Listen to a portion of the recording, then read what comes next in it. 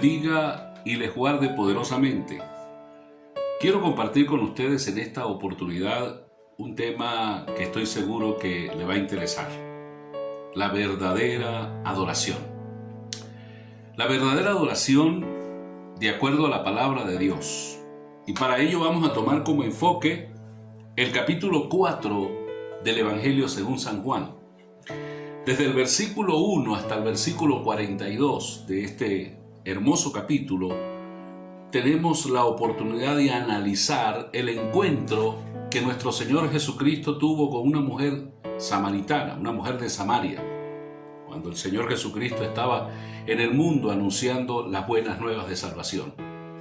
Es importante que analicemos las palabras, los momentos cruciales de aquella conversación que el Señor tuvo con esta mujer. Porque este encuentro, este episodio nos va a dar luces de lo que pudiera ser alguna de las características de la verdadera adoración. Y sin más preámbulo, vamos a empezar diciendo: el Señor Jesucristo fue al pozo de Sicar a beber agua. Pero sabemos que en el propósito del Señor estaba ya todo planeado. Iba a tener un encuentro con una mujer a la cual Él le hablaría de las buenas nuevas de salvación. Él le pide agua y ella inmediatamente le responde con las siguientes palabras: ¿cómo usted, siendo judío, a mí me pide agua? Porque judíos y samaritanos no se trataban entre sí. Bueno, vamos entonces a recorrer lo que pudiera ser algunas características de una verdadera adoración. En ese encuentro que el Señor tuvo con esta mujer, el Señor Jesucristo entabla el primer principio: la verdadera adoración debe ser en espíritu y en verdad. En espíritu y en verdad. ¿Por qué? Porque la Biblia dice que Dios es espíritu. Es decir, no tenemos la posibilidad de ver a Dios con nuestros ojos físicos. Los ojos carnales no pueden ver a Dios, porque Dios es espíritu, no tiene forma o posibilidad humana de verse. ¿Cómo se ve a Dios? A Dios se le ve con los ojos de la fe. La palabra de Dios en la carta a los Hebreos dice que el que cree en Dios, el que quiere buscar de Dios, tiene que creer que Él existe y que Él es galardonador de los que le buscan. Y esa fe en Dios tiene que estar alimentada por la palabra de Dios. Dios es espíritu porque Dios sencillamente no está sujeto a ninguna limitación humana. Dios prohíbe claramente en la palabra que el hombre haga imagen y semejanza de lo que está en el cielo, en la tierra y debajo de la tierra. Entonces, la adoración a Dios debe ser en espíritu, porque Dios prohíbe que hagamos esculturas e imágenes representativas de Dios. No lo podemos adorar de esa manera a través de obras de hombres, de esculturas, de imágenes de hombres. No podemos hacerlo. Está prohibido. Entonces, en eso consiste el hecho de que la adoración verdadera debe ser en espíritu y en verdad. En segundo lugar, la adoración a Dios, la verdadera, no está limitada ni a espacios ni a tiempos. La mujer samaritana le dice al Señor: nosotros los samaritanos sostenemos que es aquí en el monte Gerizim donde precisamente estaba el pozo. Allí donde estaban ubicados estaba el monte donde los samaritanos, por razones históricas, se jactaban y decían y sostenían que era en ese monte que se podía adorar. Pero los judíos decían que era en el monte de Sión, en Jerusalén. Y esas diferencias causaron serias divisiones, rupturas étnicas, sociales entre los dos pueblos. El Señor Jesucristo le dijo: mujer, créeme, que no es ni en este monte ni en ningún otro monte. Dios es espíritu. Dios no está limitado a espacios. Ni es en el monte de Sión, ni es en el monte Gerizim, ni es en la Meca, en Medina, en Arabia Saudita. No. Los judíos tenían la costumbre que cuando se arrodillaban a orar, miraban sus rostros hacia Jerusalén. Lo hacía Daniel cuando oraba 3 veces al día. y era una costumbre. Pero Jesús vino a decir lo siguiente: no es en Jerusalén, no es en el templo que los hombres puedan hacer, no es en el templo que Salomón construyó, no. En cualquier lugar donde tú estés, en tu casa, en tu cuarto, sobre la piedra, en el río, en la montaña, en el autobús, en la universidad, en la empresa, donde tú estés ubicado, allí está la presencia de Dios. ¿Y sabe por qué? Porque el templo eres tú y soy yo. Somos llamados a ser templo y morada del Espíritu Santo. Y nuestra vida, según Romanos 12, es llamada a ser un culto a Dios todo el tiempo y todos los días. Así que la verdadera adoración no está limitada ni a tiempo ni a lugares. En tercer lugar, la verdadera adoración exige que el adorador sea una vida consagrada a Dios.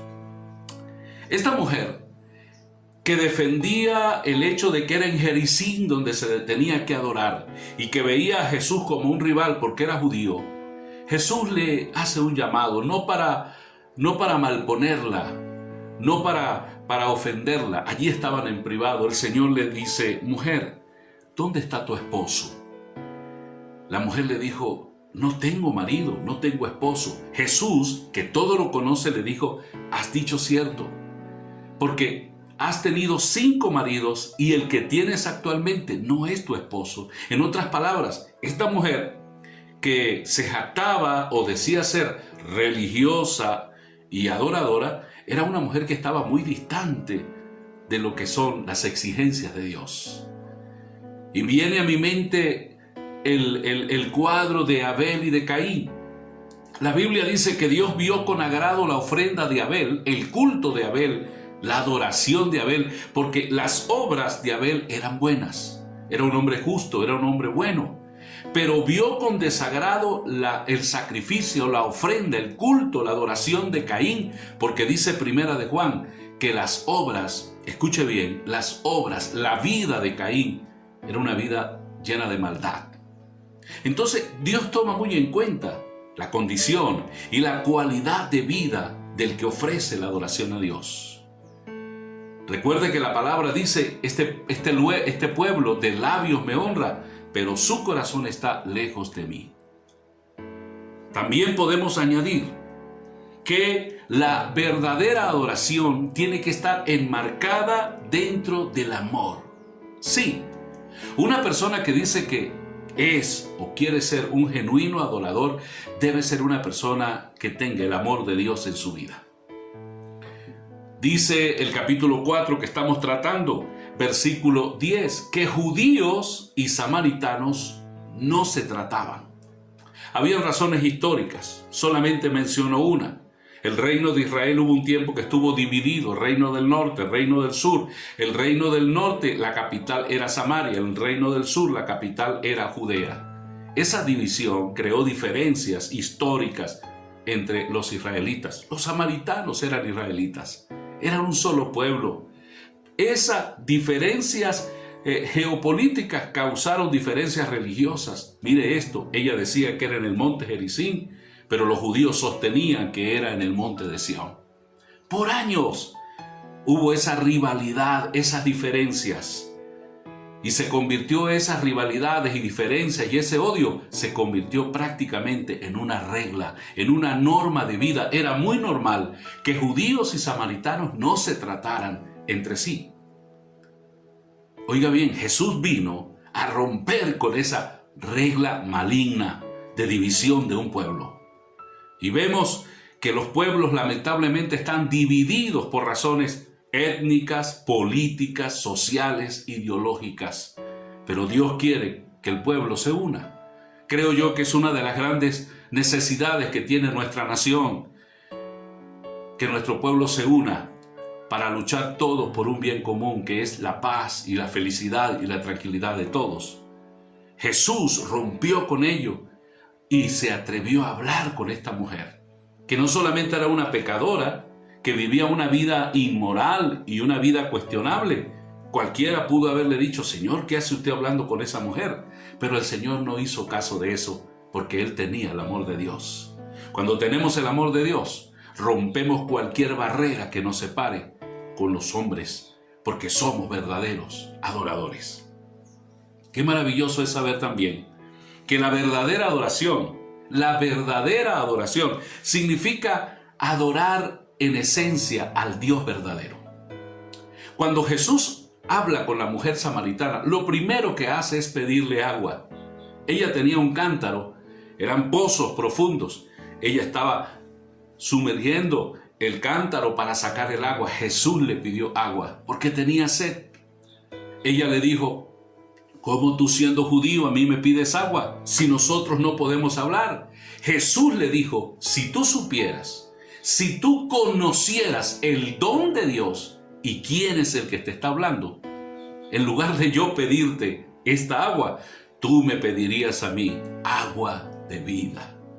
En otras palabras, mujer, yo soy el Mesías, el que ustedes, los samaritanos y los judíos, han esperado por siglos. Soy yo. Yo te puedo dar agua de vida, porque mientras tú saques de esa agua podrás tener sed, pero el agua que yo te doy te da vida eterna, te da salvación. La adoración entonces tiene que llevarnos a eso, a un conocimiento pleno, a una revelación plena del Cristo resucitado. Eso es una verdadera adoración. Finalmente, la verdadera adoración produce transformación. El momento en que estamos adorando a Dios, que dicho sea de paso, tiene que ser en todo tiempo, porque la Biblia dice: bendeciré a Jehová en todo tiempo. Su alabanza estará de continuo en mi boca. La Biblia dice que debemos presentar a nuestro Dios nuestros cuerpos como un sacrificio vivo, santo y agradable a Él, que es nuestro culto diario. En otras palabras, el culto a Dios tiene que ser a cada momento. Nuestra vida tiene que ser una vida grata al Señor. Esa verdadera adoración produce transformación. Cuando esta mujer samaritana habló con Jesús, cuando ella entendió que quien estaba hablando con ella era el Mesías, el Cristo vivo, el Cristo que descendió del cielo, esta mujer fue transformada. La vida de esta mujer no siguió siendo la misma. Fue tanta la emoción y la alegría de ese cambio que esta mujer dejó el cántaro allí. Quién sabe cuánto había caminado para buscar agua. Dejó el cántaro y se fue a la ciudad y buscó a la gente, a su familia, a sus vecinos. Es como cuando usted se gana un carro o le regalan un carro o una casa. Era una alegría, un gozo inefable, inexplicable. Esta mujer fue y les dijo: he visto, he conocido a Jesús, al Mesías, al que estábamos esperando. Lo he conocido y me ha dicho todo lo que es oculto y secreto en mí. Fue tan impactante la noticia que dice la palabra que todo mundo fue donde estaba Jesús y escucharon el mensaje y dijeron: ya no solamente creemos por la palabra que ella nos ha dicho, a partir de ahora vamos a creer por esta palabra que tú nos has dado. Y el reino de Dios fue dado a conocer en Samaria. Miren ustedes, el resultado de una verdadera adoración produce cambio y transformación. Si usted dice que es adorador y su vida no ha sido transformada, permítame decirle que usted ha perdido su tiempo. Pero si usted es un genuino adorador y su vida cada día va en transformación, en cambio, y no solamente eso, sino que usted es un instrumento en las manos de Dios para bendecir vidas y para transformar vidas y cambiar corazones, quiere decir que la vida de adoración en usted está surtiendo grandes efectos. Dios nos ayude. Allí les dejo capítulo 4 del Evangelio según San Juan. Del versículo 1 al versículo 42 está esta hermosísima historia. Posiblemente usted podrá encontrar más verdades acerca de la verdadera adoración. Dios les bendiga y les guarde.